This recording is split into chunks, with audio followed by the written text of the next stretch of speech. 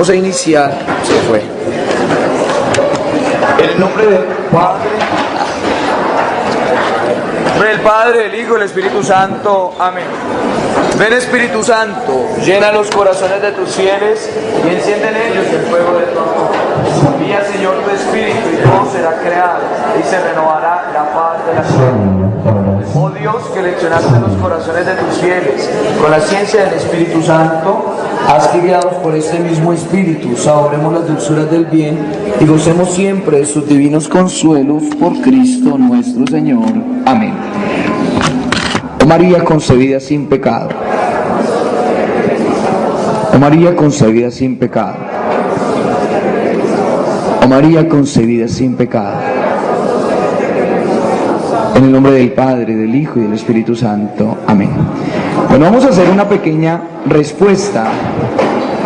Vamos a responder un poco. Ay, Dios mío. Eso es lo que sucede muchas veces.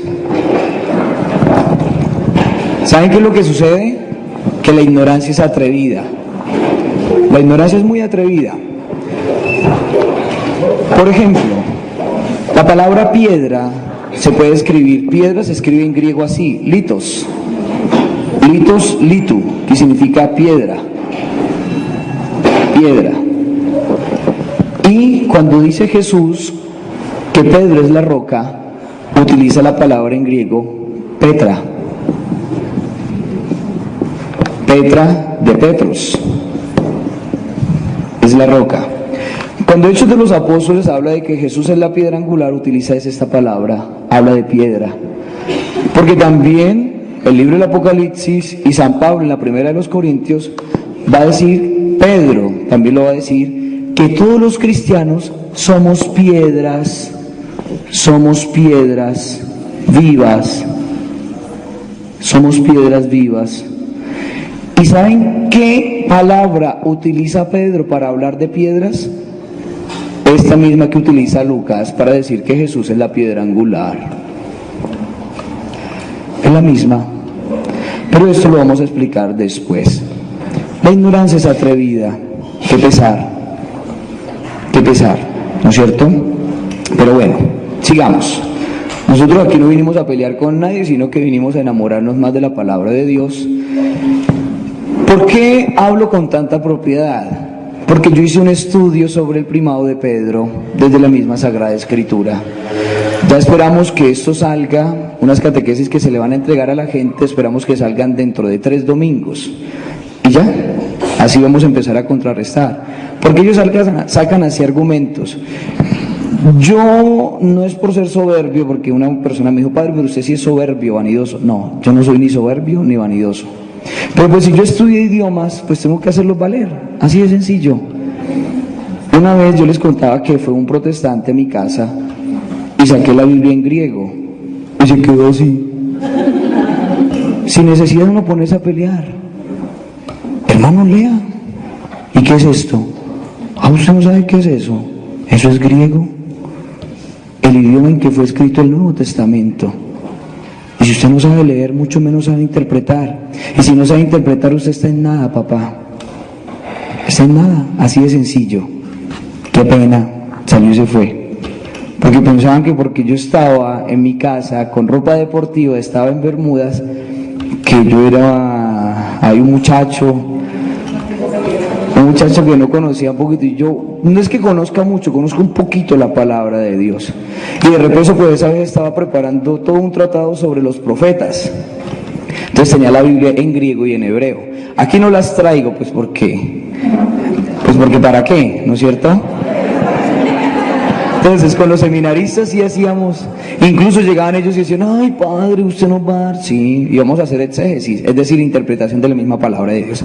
Vamos a darnos cuenta y vamos a poner 2 ejemplos muy bonitos para enamorarnos más de la palabra de Dios, ¿vale? Dejemos ahí, eso lo vamos a tratar en 2 o 3 miércoles después, ¿listo? ¿Listo? Acuérdense también lo que dijimos, muchas veces ellos confunden ídolos con imágenes y eso es ignorancia a la vista, ¿no es cierto? Es ignorancia a la vista, ¿por qué? Porque no es lo mismo, nunca es lo mismo decir que una pelota negra, que una, ya ustedes saben el resto, ¿no es cierto? Nunca es lo mismo decir ídolo que imagen, nunca es lo mismo, nunca, nunca. Porque cuando habla la palabra de Dios de ídolos, de dioses extranjeros, está hablando de esos dioses de los egipcios, de los babilonios, de los dioses de los moabitas, de los amonitas. No está hablando de las imágenes. Porque como decíamos acá, y ya lo dijimos en una catequesis, ya lo sustentamos, ¿quién fue el que cambió la cosa? El mismo Señor. Cuando leemos en el bautismo de Jesús, en el Evangelio de Lucas, dice que el Espíritu Santo apareció en forma corporal de paloma. Y el Antiguo Testamento, en el libro del Deuteronomio, dijo que Dios nos había dejado ver, el Dios invisible. Colosenses capítulo 1, versículo 15, llega y dice que Jesús es la imagen visible, aquel Dios que se deja ver, de aquel Dios que no se dejó ver en el Antiguo Testamento. Así de sencillo. ¿Quién cambia las cosas? Pues Él, Dios mismo. Y nos vamos a dar cuenta ahora más adelante con la cruz, que ¿quién cambió el significado y el sentido de la cruz? Pues el mismo Jesús. Así de sencillo. ¿Listo? ¿Preparados? Bueno, vamos a hacer esta pequeña explicación de Mateo capítulo 1, versículo 1 al 17. Encontramos muchos elementos interesantes y yo no los voy a volver a repetir. Encontramos a 4 mujeres, vamos a hacer una síntesis, 4 mujeres pecadoras, o no solamente pecadoras, sino 4 mujeres que tuvieron relaciones difíciles con sus parejas para poder tener descendencia. La primera es Tamar, ahí la van a encontrar. Ojo, no es Tamal, es Tamar, ¿listo? Tamar. Ya lo decíamos hace 8 días que Tamar era la nuera de Judá y esta mujer se viste de prostituta para poder tener descendencia con su suegro Judá. ¿Listo? La segunda mujer que aparece ahí en Mateo capítulo 1, versículo 1 al 17 es Rahab. Rahab la encontramos en el libro de Josué. Si lo quieren buscar, eso lo encontramos en Génesis 38. En cambio, Rahab la encontramos en Josué, el libro de Josué, capítulo 6, versículos 22 al 23. ¿Qué nos dice el libro de Josué, capítulo 6, versículo 22 al 23 sobre Rahab? Nos dice que Rahab era una prostituta. Una prostituta.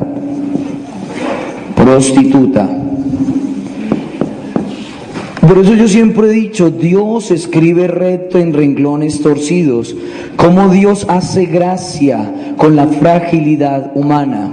Rahab era una prostituta y está dentro de la genealogía del Mesías, porque era la tatarabuela del rey David. Así de sencillo. ¿Listo?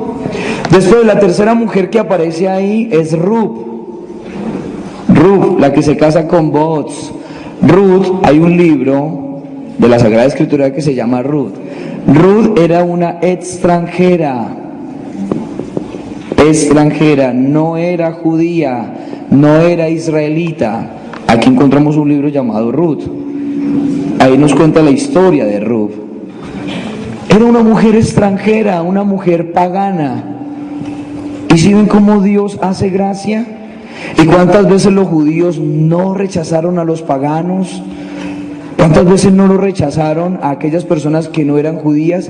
Pues miren, Dios se vale de eso, una pagana. Y es que la abuelita del rey David, así de sencillo, así de sencillo. Y la cuarta mujer que aparece en estos versículos, nosotros sabemos que se llama Betsabé, pero literalmente el texto llega y nos dice, ¿ustedes conocen el texto o no lo conocen? Bueno, vamos a abran las Biblias, Mateo, el Evangelio de Mateo. Mateo, capítulo 1. Mateo, ¿lo encontraron? El primer Evangelio, el primer libro del Nuevo Testamento. Mateo, capítulo 1, versículo 1 al 17. ¿En dónde encontramos estas mujeres? La primera la encontramos en el versículo 3, que nos habla de Tamar. Versículo 3. La segunda mujer la encontramos en el versículo 5. Versículo 5, Rahab. Ruth la encontramos en el mismo versículo 5, 5b. Versículo 5b. 5b, es decir, la segunda parte del mismo versículo. ¿Listo? ¿Vamos bien o no vamos bien? ¿Voy muy rápido? No. ¿O sí? Bueno. La última mujer la encontramos en el versículo 6b. ¿Qué nos dice? Nos habla muy claramente la palabra. Nos dice, David engendró. Mire lo que dice. David engendró de la que fue mujer de Urías. Ni siquiera la nombra. La cuarta mujer es la mujer de Urías. ¿Por qué Mateo no dice Betsabé, sino que habla de la mujer de Urías? Para ahondar, para profundizar en el pecado del rey David. Eso lo encontramos en Segunda de Samuel, capítulo 11, versículo 4, en donde nos va a hablar de Betsabé. Y el capítulo 11, versículo 4, el capítulo 12 es una explicación del pecado.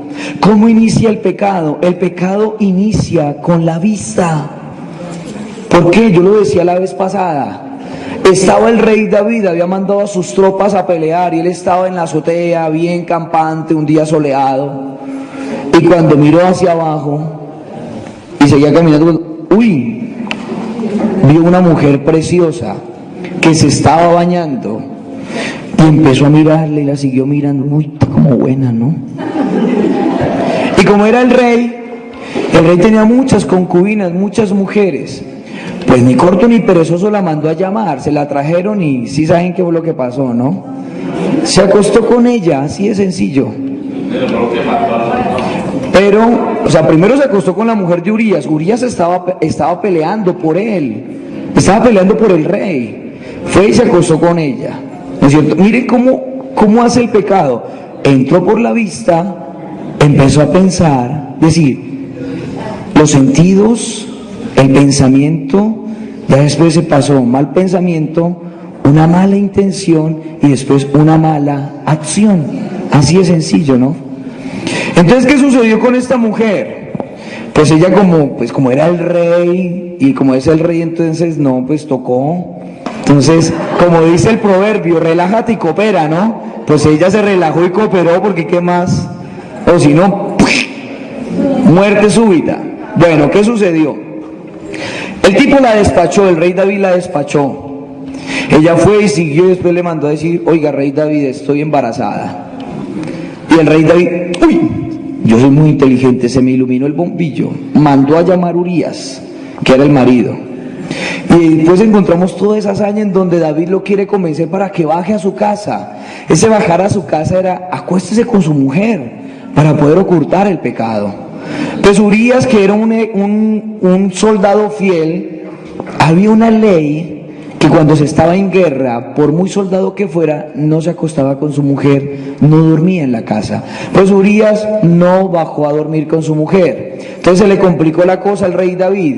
Y como en ese entonces muchos reyes y muchos soldados no sabían ni escribir, entonces el rey David hace redactar una carta en donde le manda a decir al jefe de su ejército que ponga a Urías de primero para que cuando salgan en contraataque lo maten. ¿Y sabe quién llevó la carta? Pues el mismo Urías, bien calabazo. Claro, si hubiera sabido leer, si supiera leer, pues hubiera, me van a matar, yo como que más bien no voy, ¿no es cierto? Pero él mismo cargó con su carta. ¿Qué sucedió? Mataron a Urías, todo parecía todo normal, mataron a Urías, y pues el rey David llegó y le dijo, pues ya usted viuda, haga la purificación por su marido, venga para acá, ¿no es cierto? Venga. Y la mujer de Urías empezó a engrosar las filas de las mujeres del rey David.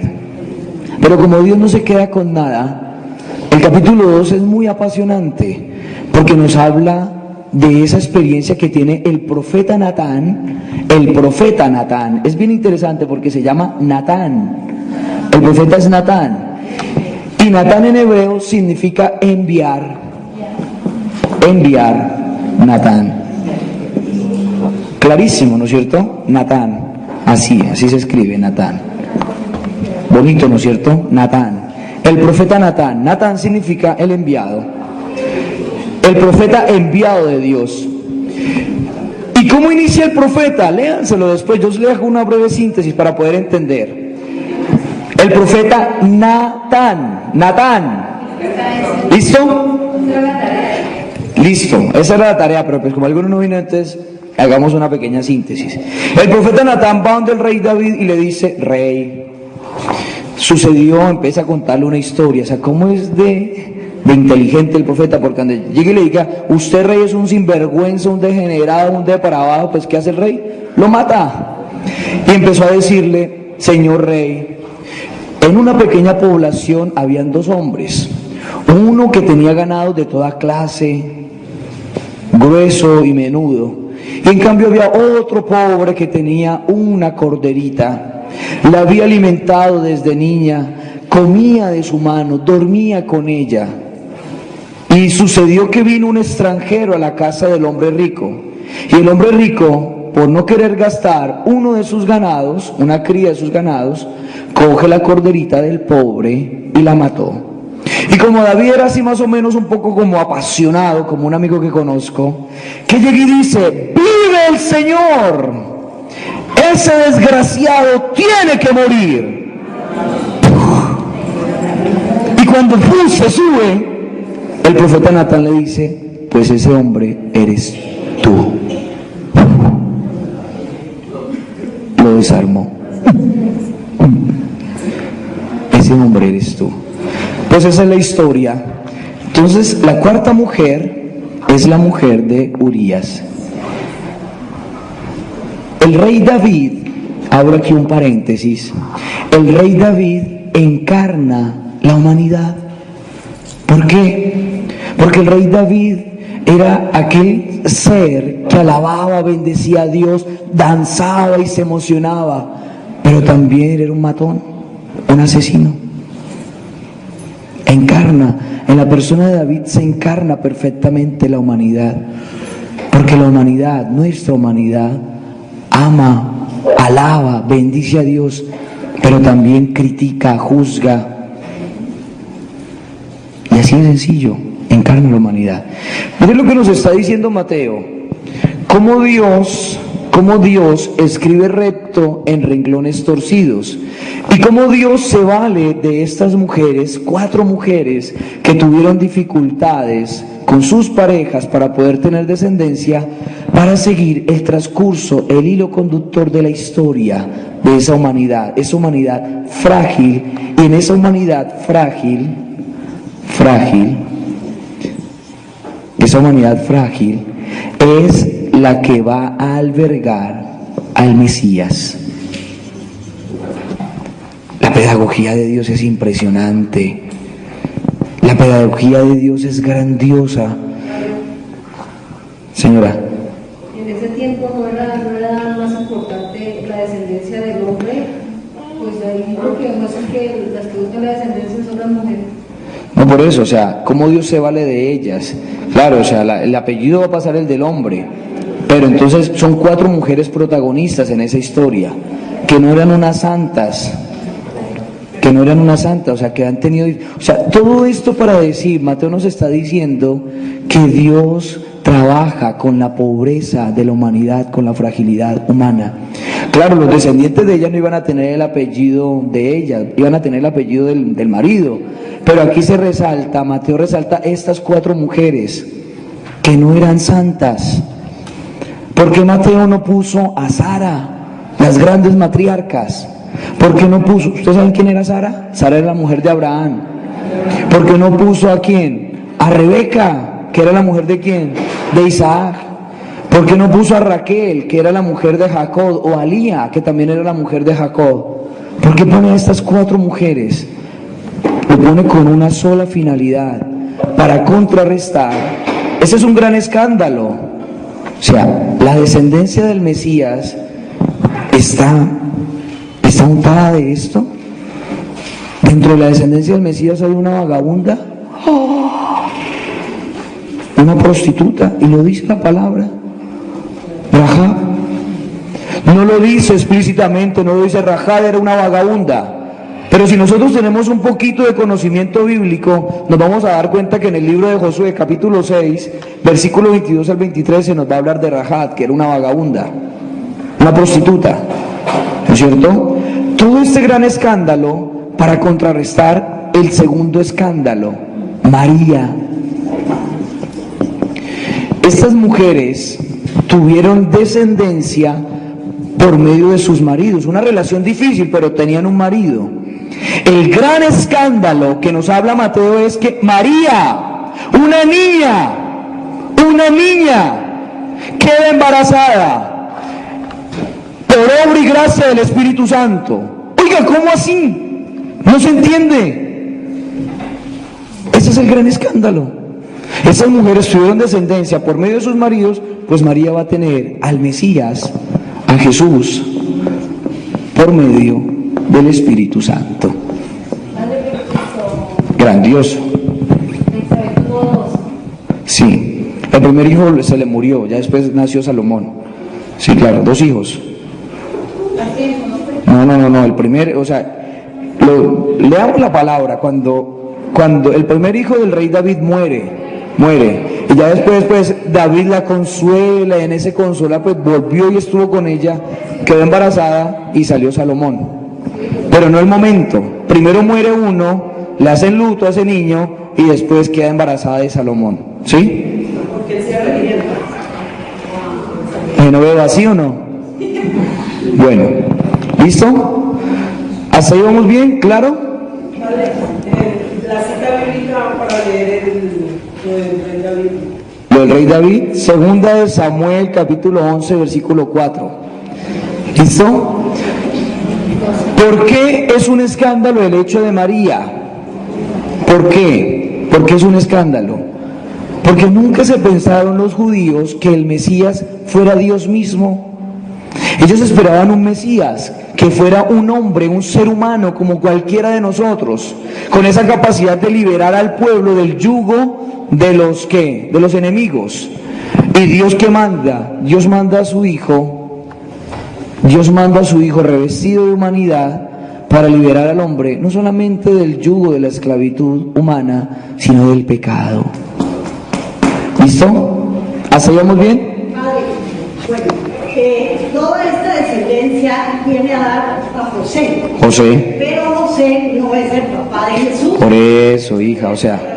Por eso, pero es madre adoptiva, entonces debía ser todo esto relacionado con la Virgen, que era la mamá. Sí, pero pues como la mujer no tenía gran importancia, ya lo he dicho y me he cansado de decirlo, que la mujer judía, la mujer oriental, incluso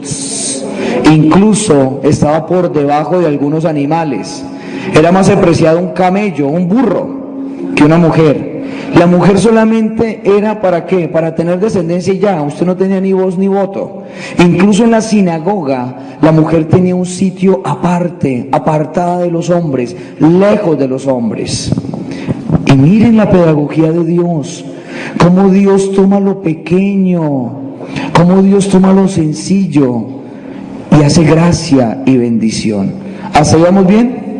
¿Claro? Y yo no sé por qué nuestros hermanos protestantes niegan la importancia de María. Yo no sé, es que vemos así más bien.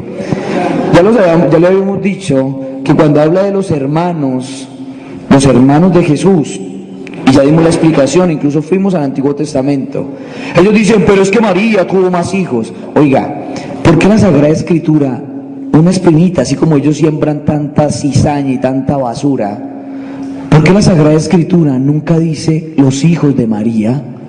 Siempre habla de los hermanos de Jesús. Ya eso ya lo expliqué, no me devuelvo, pero para recordar. Detengámonos ahora. Yo creo que la cruz no la vamos a alcanzar al menos vamos a iniciar con una cita bíblica. ¿Están aburridos o arrancamos con lo de la cruz? ¿Ah? Ustedes son muy desagradecidos, van a la porra, definitivamente. ¿Por qué? Porque este texto muchas veces se lee Y llega uno y dice, ¿y para qué ese texto y un montón de nombres a nosotros que nos importa? Y no nos damos cuenta de esta gran significación. Termino solamente con el versículo 17, que es el que da la explicación a todo. Y dice así: así que el total de las generaciones son, desde Abraham hasta David, 14 generaciones. Desde David hasta la deportación a Babilonia, 14 generaciones. Desde la deportación a Babilonia hasta el Cristo, 14 generaciones. Entonces son 3 bloques, ¿no? Miren lo interesante, cómo Mateo juega con los números. Desde Abraham hasta David, 14 generaciones. Desde David hasta la deportación a Babilonia, 14 generaciones. Y desde la llegada, después de Babilonia, hasta el Cristo, son 14 generaciones. Yo les he dicho que en Sagrada Escritura los números juegan un papel muy importante. Ustedes saben que el número 7 es fundamental. Para nadie es un secreto que 7 más 7 queda 14, o 7 por 2 da 14, ¿no es cierto? 7 por 2, 7 por 2, 7 por 2. Miren lo que nos está diciendo Mateo. ¿Cuánto suman estas 3 generaciones de 14? 42, ¿no es cierto? 42 sale de multiplicar 7 por 6. El número 7 es perfección. El número 6 es ¿qué? Imperfección. O sea, falta algo para completar. Nos está diciendo Mateo que hasta la venida del Cristo son 42 generaciones. Se maneja este esquema: 7 por 6, 42. Es decir, hasta la venida del Cristo las generaciones están incompletas. Cuando llegue el Cristo, las generaciones que vendrán después, es decir, las generaciones que serán cristianas, serán la última generación. Entonces, hola.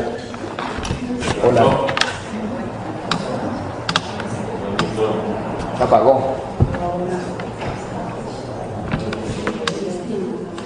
Se apagó. Ahora, vamos a ver si acá funciona. Ay, Dios mío, qué galleta. Al favor. Hola. Bueno. Miren lo interesante. Es decir, a esta generación le falta 1 para ser completa. Entonces, esta generación después del Cristo es la generación cristiana. Sumará un 1. Entonces ya no será 6, sino que será 7. Entonces, 7 por 7 queda. Es decir, que estamos en la generación perfecta. Que nosotros somos la última generación. La generación de los elegidos y llamados por Dios. Perfección y perfección. No lo dice Mateo explícitamente, lo dice implícitamente. Eso es precioso. Eso es pura gracia, pura bendición y puro amor. Como Dios escribe recto en renglones torcidos. ¿Y por qué somos la última generación? Gracias a María, porque ella le dijo sí al plan salvífico de Dios. Ella no es Dios, pero es la madre de Dios, la pequeña de Sión. Si esto no es amor, entonces ¿qué es? Si nosotros nos enamoramos de la Sagrada Escritura, entonces ¿a qué venimos? La Sagrada Escritura no es para uno ponerse a pelear con una partida de brutos, es para dialogar, para enamorarnos más de Dios. Ojalá supieran un poquito de estos. Yo un día estaba en misión el año pasado, en una villa que se llama Ingalí. Iba bajando de una montaña bien arriba y entré a una casa, eran protestantes pentecostales. Y le dije a la señora, ¿le puedo explicar este texto? Mateo capítulo 1.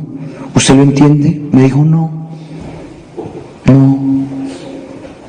Y acá ¿Acaso no es que se las dan porque saben mucha Biblia? No sabía esto, así como muchos de nosotros no lo sabíamos. Y siempre que leíamos este evangelio, ¡ay, qué jartera! Un evangelio muy largo. Nos está diciendo el Señor que Dios trabaja con nuestra fragilidad. Y aquí descubrimos que Dios es mucho más misericordioso que nosotros los seres humanos. Si Dios fuera como nosotros, uy, una vagabunda, uy no, gas, el Mesías de una prostituta, uy no, ¿qué le pasa? Todos tienen que ser santicos. No, Dios no piensa así. Y por eso vuelvo y termino diciendo, a nosotros siempre nos dicen que somos barro.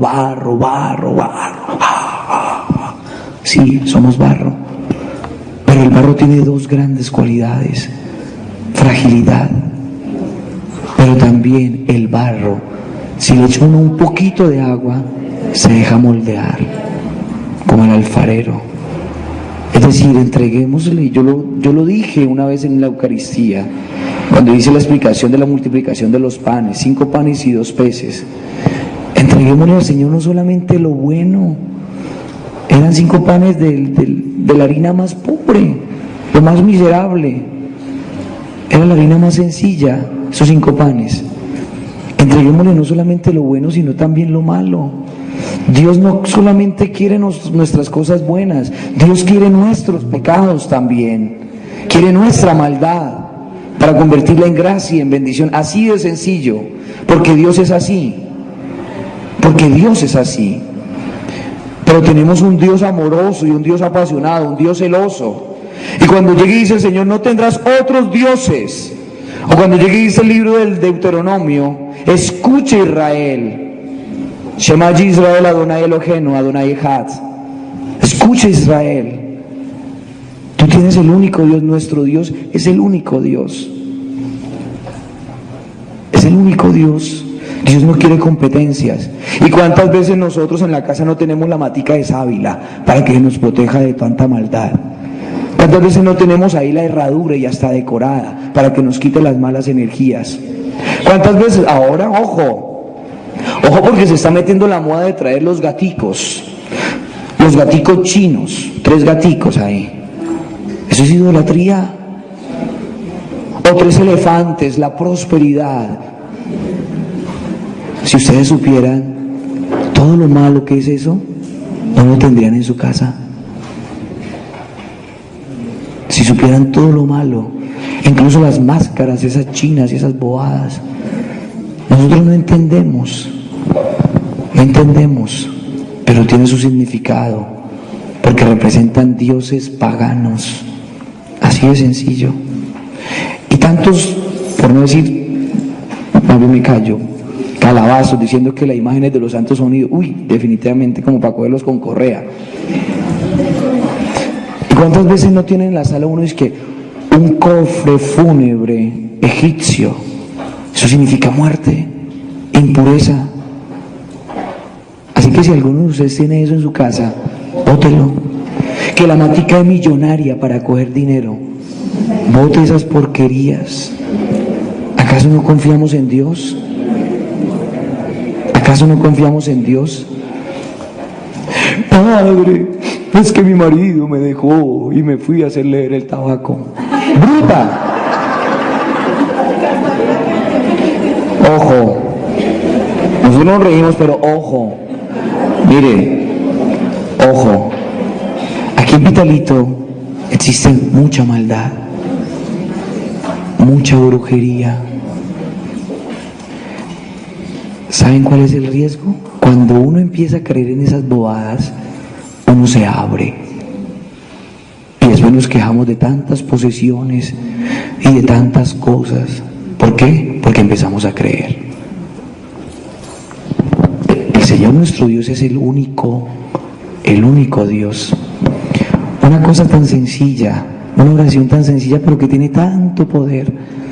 Nosotros muchas veces decimos que la oración que rezamos el Padre Nuestro, y el Padre Nuestro tiene mucho poder. Cuando ustedes salgan de sus casas, díganle al Señor, cúbreme, Señor, con tu sangre preciosa. Que la Santísima Virgen nos cubra con su manto inmaculado. No es para infundirles miedo, pero Pero si ustedes quieren ver bramar el diablo, háblenle de la Virgen. ¿Por qué? Porque el diablo es el ser más impuro, cochino que hay, y la Virgen es el ser más puro que existe. Así de sencillo. ¿Listo? Bueno, todo eso para llegar acá. Iba a hacer otra explicación de las bienaventuranzas, pero no, ustedes no quieren, entonces. No, empecemos con la cruz.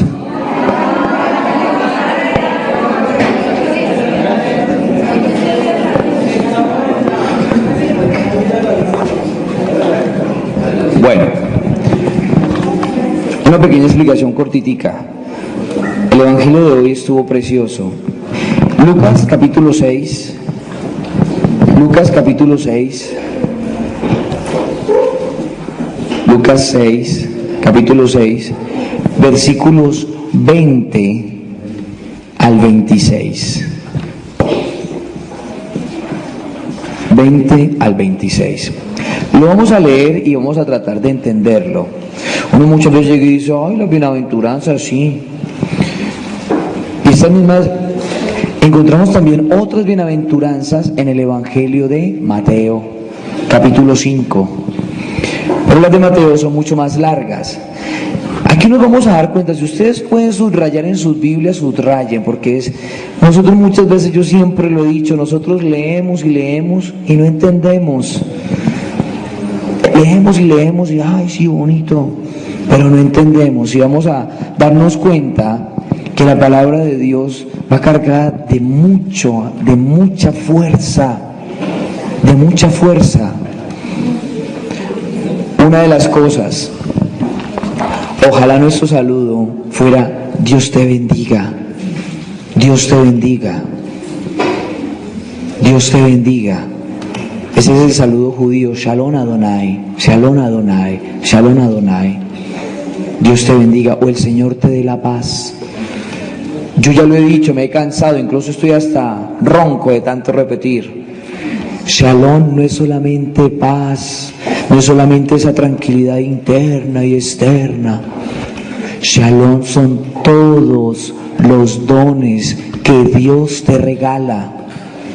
Todos los dones que Dios nos regala, la salud, la vida, la alegría, el gozo, la fortaleza, todos los dones, la misma riqueza, todos los dones que Dios nos regala y que el hombre es capaz de recibir. Shalom Adonai, el Señor te dé la paz. Muchas veces, ¿yo por qué criticaba tanto Uribe? Una marioneta. Es que estaba haciendo yoga. ¿Y acaso usted no dice que es cristiano? ¿Paisa? El yoga, ¿qué es el yoga? Una meditación en donde usted se encuentra, no con Dios, se encuentra consigo mismo. Eso no es una oración. Eso es ser uno egocéntrico, ser uno tonto. Así de sencillo. Así de sencillo. Cuando Fernando Londoño le hicieron el atentado, ¿de dónde venía o para dónde iba? A practicar el yoga. Pendejo, definitivamente. Yo no sé, la gente como que bueno, más bien no sigamos. La oración, ¿qué es? Y mire por dónde se empieza a meter el sincretismo. No, es que yo hago yoga y también oro. No, señor. La oración es el encuentro del hombre con Dios y de Dios con el hombre. Usted en el yoga se está encontrando consigo mismo para encontrar la armonía.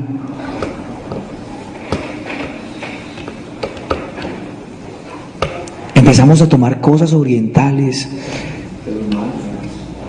que los mantras y que los chakras.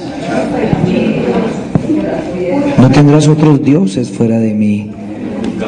¿En quién confiamos? ¿En quién confiamos? Cuando uno entiende mal la religión, uno mata. ¿No se dieron cuenta de lo que sucedió allá en Libia? Esa partida de musulmanes extremistas, porque no todos son así, es una rama del Islam extremista. Pobre embajador llegó allá el martes pasado y lo mataron. Y ni siquiera le había dicho ninguna declaración, sino que una película de un productor norteamericano, ¿qué fue lo que hizo? Porque otra de las cosas que hay que corregir es que dicen, es que nosotros somos americanos, y nosotros también, América del Sur, pero somos americanos. Como ellos se creen la última del ombligo del mundo. Ustedes son americanos, sí, pero del norte. Nosotros somos americanos, sí, pero del sur. Así de sencillo. Pero somos americanos también, porque el continente es América. ¿Gracias a quién? A Américo Vespucio. ¿Listo? Pero todos somos americanos. No tendrás otros dioses fuera de mí. ¿Por qué digo esto? Porque uno va a las casas y se da cuenta de muchas bobadas. Y uno dice las cosas y hay gente que se enoja, pero bueno, uno lo dice. ¿Listo? Bueno. Lucas capítulo 6, versículo 20 al 26. Vamos a poner mucha atención. Miren la actitud de Jesús. Después de que Jesús ha elegido a los 12, después de que Jesús muestra, o el narrador nos muestra que la muchedumbre seguía a Jesús, ¿qué sucede? En el versículo 20 dice, y él, alzando los ojos hacia sus discípulos, decía, y él, alzando los ojos hacia sus discípulos, decía,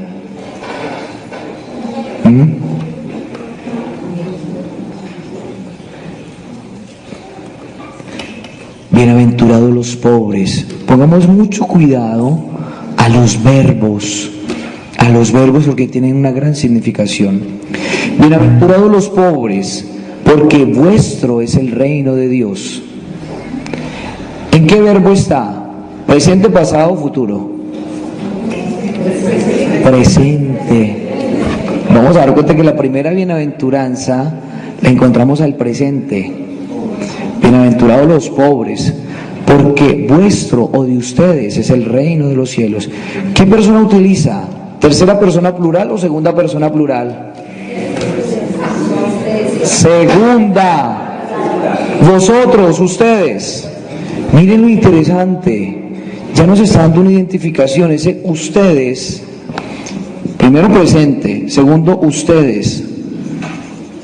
Es decir, esa bienaventuranza no es solamente para los discípulos de allá del pasado, está en presente. Está el pronombre, segunda persona plural, ustedes, es decir, todos nosotros que somos discípulos del Señor, eso es actual. Bienaventurados los pobres, porque vuestro es el reino de Dios. Bienaventurados los que tenéis hambre ahora. ¿Cómo vuelve a utilizar el presente ahora? Un adverbio de tiempo, ahora. Y utiliza ahora, porque seréis saciados. ¿Qué verbo utiliza ahí?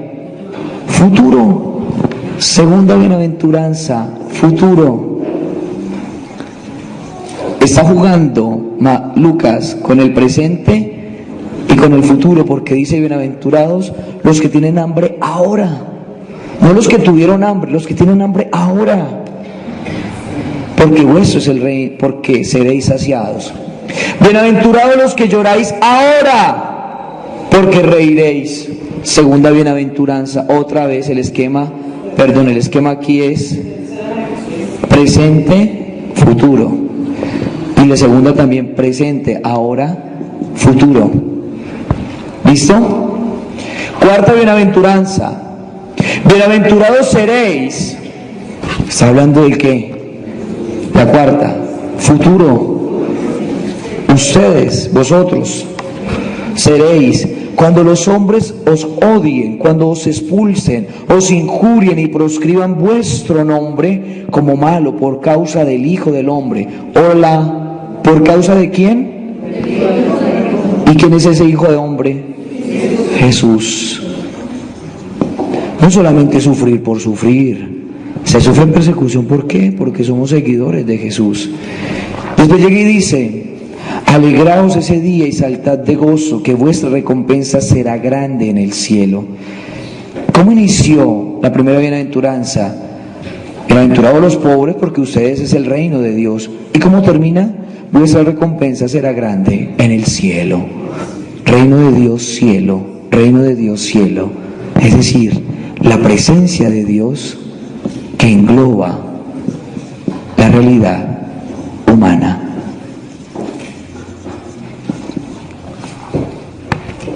Pero sigue, pues de ese modo trataban sus padres a los profetas. 4 bienaventuranzas, y ahora después que vienen, los 4 ay, ay, ay.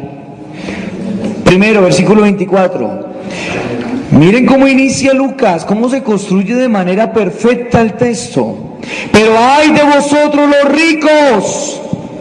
Empezó con pobres. Bienaventurados los pobres. Y ahora dice ay, ay, ay, los ricos. ¿Por qué? Porque habéis recibido vuestro consuelo. Es decir, ustedes ya han recibido su consuelo en las riquezas. Ustedes han puesto su confianza en las riquezas. Entonces ya no tienen.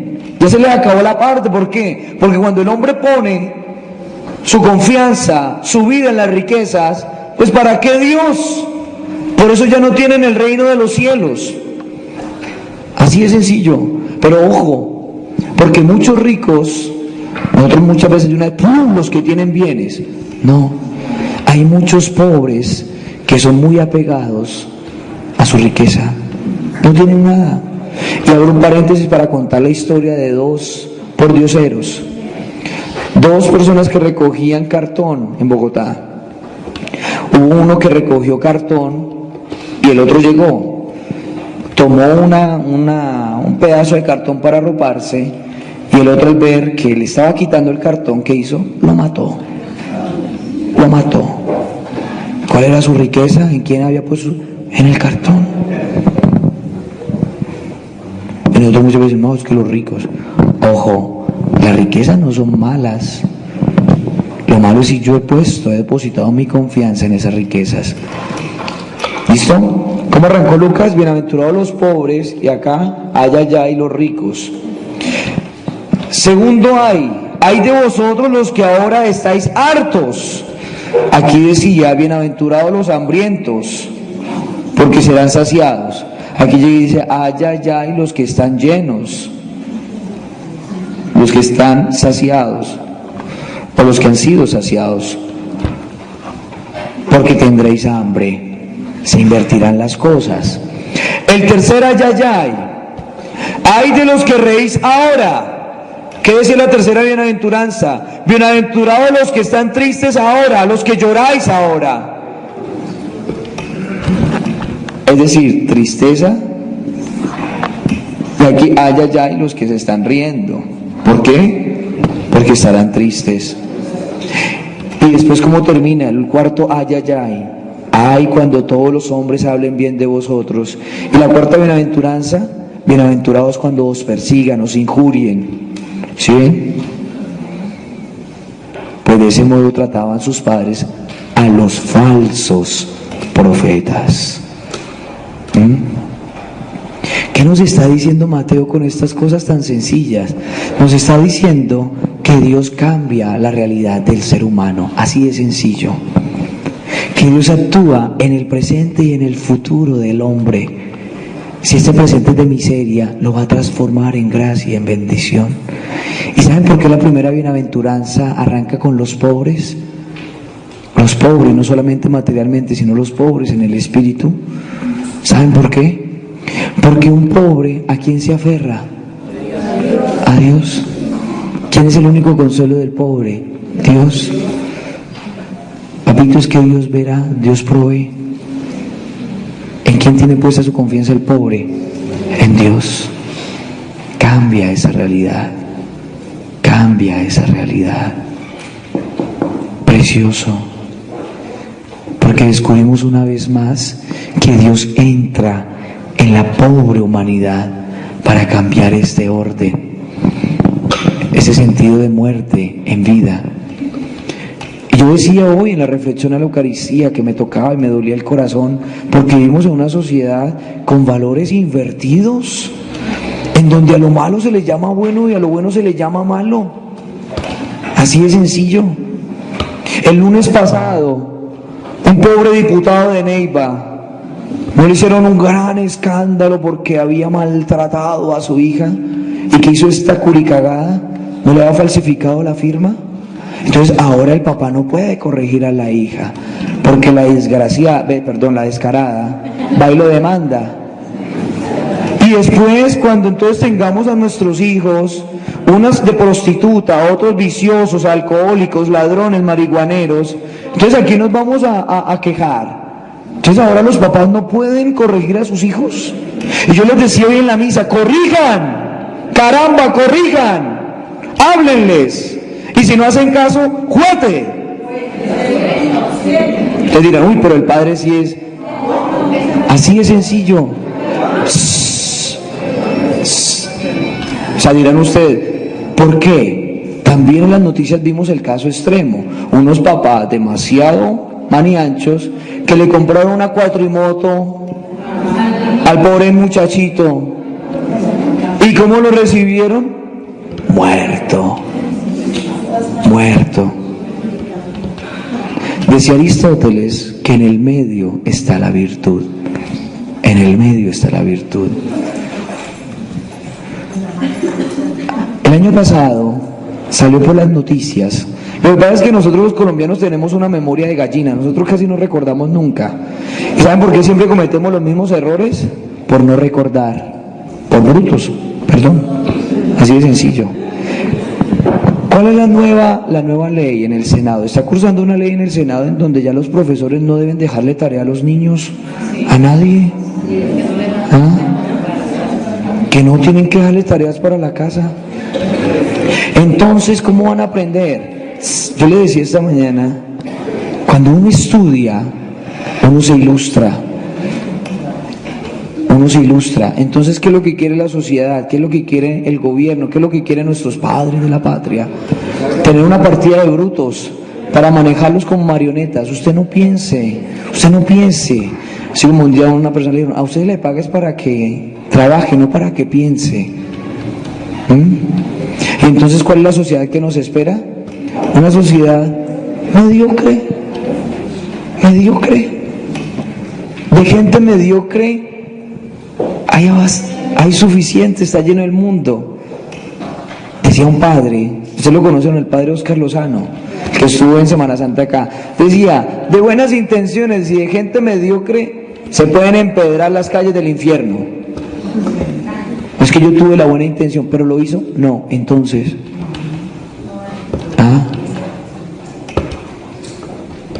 mediocres. Y yo siempre que voy al colegio de la presentación le digo a los pelados, ustedes no tienen que ser buenos, ustedes tienen que ser los mejores, para ver si cambiamos esa sociedad. Es muy triste vivir en un pueblo como Pitalito, en un pueblo grande, tan violento,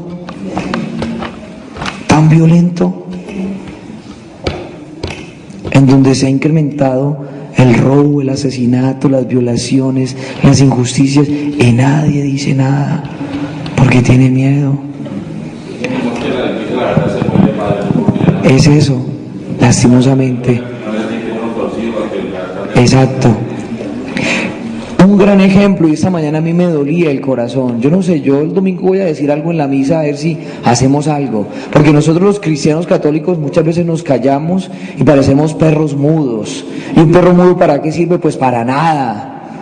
Llegó el ladrón. Le pueden dar hasta pata y no dice nada. ¿Qué sucedió? Miren, nosotros tenemos un adalid político fuerte, grande, como es Alejandro Ordóñez, procurador general de la nación, católico. Incluso a él se le burlan, y allá en la procuraduría le dicen el obispo, pero él dice, a mí me importa un carajo, yo defiendo mi fe. Lo tienen demandado, porque supuestamente más de 1.300 mujeres lo demandaron, porque se sintieron tocadas, porque él habla del aborto, porque habla de la píldora del día después. Entonces ahora uno no puede predicar en favor de la vida, decirle, si usted aborta, eso es pecado, y es nada más. ¿Cuándo se ha visto que un animal mate a su propio hijo? ¿Y acaso nosotros no decimos que somos seres pensantes, racionales? Y yo como que dudo que estas mujeres le hayan puesto esas acciones de tutela. Pues como ya está próxima la elección de procurador, lo quieren empantanar al pobre para callarlo. Y nuestra Corte Constitucional, manejada por una partida de masones, esos son nuestros padres de la patria. Y a mí me da piedra y me duele que tantos senadores, diputados, católicos, y no sirven para un carajo, para nada. Y nosotros muchas veces dicen, este es cristiano católico, y no votamos por ese, votamos es por otros. Había un señor que estaba aspirando al Senado, era un cristiano católico, y lo más triste es que no salió al Senado, y siendo un país católico, donde la mayoría somos católicos. Y entonces después nos jodemos, nos fregamos, porque ¿quién aprueba las leyes? Los padres de la patria. Donde permiten el aborto en 3 casos. Ya le abrieron la puertecita para legalizar el aborto.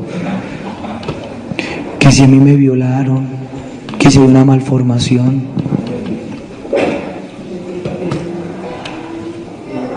¿En qué estamos? Después no se nos haga raro que empiecen ya está cursando en el Senado esa ley en donde yo respeto y quiero mucho a los homosexuales, pero qué pena. Yo incluso lo decía, yo hablé con uno de ellos y me decía, es que mi gran sueño es tener un hijo. Yo, pues usted casa con una mujer hasta de pronto. No, padre, adoptarlo. No, usted no puede. Y se lo dije así clarito, usted no puede, hermano. ¿Usted cómo le va a hacer daño a ese niño? Cuando ese pobre muchachito tenga reunión de padres de familia, fiesta de las madres, ¿quién es mi mamá?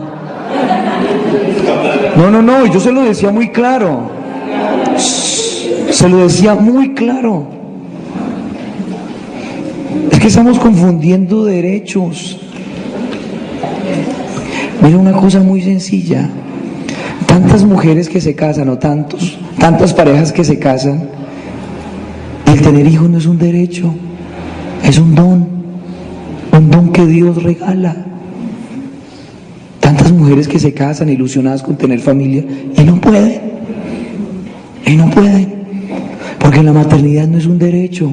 No, es que yo soy mujer, tengo el derecho. No, es un don que Dios da. Y hemos olvidado eso. Hemos olvidado eso. Por favorecer las minorías, vamos a joder a la mayoría. Lo respetamos, claro. Como lo dijo Rubén Salazar, el presidente de la conferencia episcopal, si usted es homosexual y con usted vive una persona, listo, tiene derecho a heredar, listo, la pensión de su compañero sentimental, pero familia no, qué pena. ¿Qué está pasando ahora en Europa? Se dio tanta apertura, tantas cosas, los europeos no engendraron hijos, hay una partida de homosexuales, nunca van a poder engendrar familia, y ahora que están llegando, ¿quiénes están llegando? Los musulmanes, que no tienen un hijo, tienen 7, 8, 9, 10, porque tienen varias mujeres, y dentro de 20 años Europa ya no va a ser cristiana, va a ser musulmana, porque Europa se abrió de piernas a recibir el Islam. Y lo que yo les decía una vez y me dolía el corazón cuando yo estaba en Europa, una de las universidades igual catalogada como la nacional aquí en Colombia es la Sapiencia. El Papa quiso ir a dar una conferencia y se rebotaron, no quisieron recibirlo.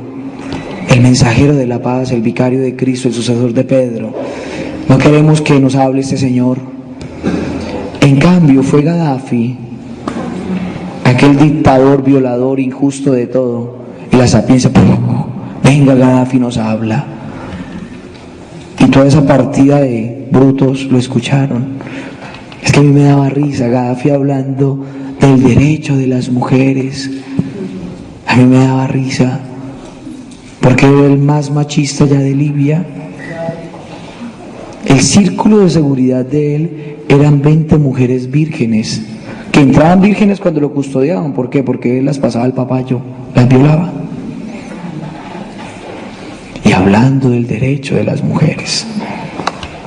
O sea, no entiendo.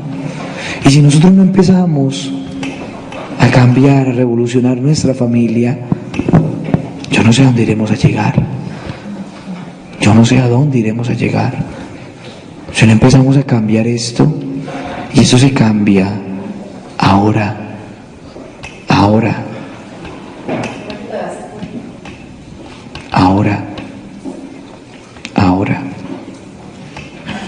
Ya. Por eso, amados esposos, ámense.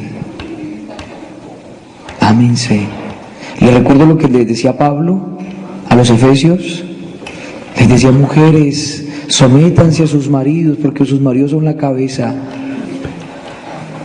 Y muchas mujeres llegan y dicen: uy, Pablo sí era machista, misógino, porque lo tildaron de misógino. ¿Ustedes saben qué es misógino? Que odia a las mujeres. Misógino. Pero ¿cómo continúa el texto? El texto continúa, Pablo no termina ahí. Después llega y le dice: maridos, amad a vuestras mujeres como Cristo amó a la iglesia y se entregó por ella. Un doble sometimiento: la mujer que se somete a su marido y el marido que se somete a su mujer en el amor, hasta dar la vida por ella. Pero a nosotros se nos ha olvidado esto, se nos ha olvidado tantas cosas. Y miren, hay un texto, y lo dejo de tarea para que lo leamos. Este es el texto que utilizan nuestros hermanos protestantes para decir: la cruz es maldita. Gálatas capítulo 3, Gálatas 3:13, que a su vez está citando el libro del Deuteronomio, capítulo 21, versículo 23. Vayamos a Deuteronomio 21:23. ¿Qué dice el libro del Deuteronomio? Leámoslo y dejémoslo ahí. Regálenme 2 minutos y ya nos vamos, porque ya son las 9. Deuteronomio. ¿Lo encontraron? 21:23. ¿Qué dice? Dice lo siguiente. Dice así. Empecemos desde el versículo 22. Si un hombre reo de delito capital ha sido ejecutado y le has colgado de un árbol, no dejarás que su cadáver pase la noche en el árbol. Lo enterrarás el mismo día, porque un colgado es una maldición de Dios. Así no harás impuro el suelo que Yahvé tu Dios te da en herencia. ¡Uy! Por eso llegan y dicen ahí, según el libro del Deuteronomio, capítulo 21, versículo 23, todo aquel que cuelgue de un madero es un maldito de Dios. Vayamos a ver qué dice Pablo. Llegan y dice, Pablo también lo repite en Gálatas, capítulo 3, versículo 13. ¿Qué dice? Y solamente leen ese versículo. Pero leen solamente una partecita, leen solamente lo que está. Llegan y empiezan a decir, pues como dice la Escritura, maldito todo el que está colgado de un madero. Así ven, la cruz es maldición. ¿Cómo son de brutos? Si la cruz es maldición, ¿quién está colgado? Cristo. Entonces Cristo es maldito. Entonces usted no sea bobo, entonces usted no es cristiano, porque no cree en Él. ¿No es que es un maldito? Empecemos desde el versículo 13, dice, Cristo nos rescató de la maldición. ¿Y cómo nos rescató de la maldición? Haciéndose Él mismo maldición por nosotros. Es decir, para podernos salvar, Él tomó ese medio de alzarse en la cruz. Y vamos a tomar una infinidad de citas bíblicas, pero la espectacular es 1 Corintios 1:18, y lo leemos solamente como abrebocas, porque hay muchas más. ¿Listo? Primera de Corintios 1:18. Yo no sé si es que ellos están ciegos o qué era lo que les pasa. Mire lo que dice 1:18. Primera de Corintios 1:18. En el Antiguo Testamento se decía que maldito todo aquel que cuelga del madero. Pues mire quién cambió la cosa, pues el mismo Dios cambia la cosa. Así como en el Antiguo Testamento llegó y decía que maldito el hombre que tomara la sangre. En el Nuevo Testamento Jesús, en Juan 6, que nos dice que para poder tener vida eterna necesitamos comer su cuerpo y beber su sangre. ¿Quién cambió la cosa? El mismo Dios. Y ahora que nos dice, 1 Corintios 1:18, pues la predicación de la cruz es una necedad para los que se pierden, mas para los que se salvan, para nosotros es fuerza de Dios. El texto griego es bien curioso, yo ya lo había escrito, pero digámoslo una vez más. Pablo es espectacular cuando escribió, por eso allá en Roma, cuando estudié San Pablo, gracias a Romano Penna, que es el gran conocedor de Pablo, él nos explicaba esto. El texto original dice Dunamis, tu Theou, Dunamis, de donde viene la palabra dinamismo, motor, de donde viene la palabra dinamo. Cuando uno le dicen que es dinámico, ¿qué es? Que se mueve.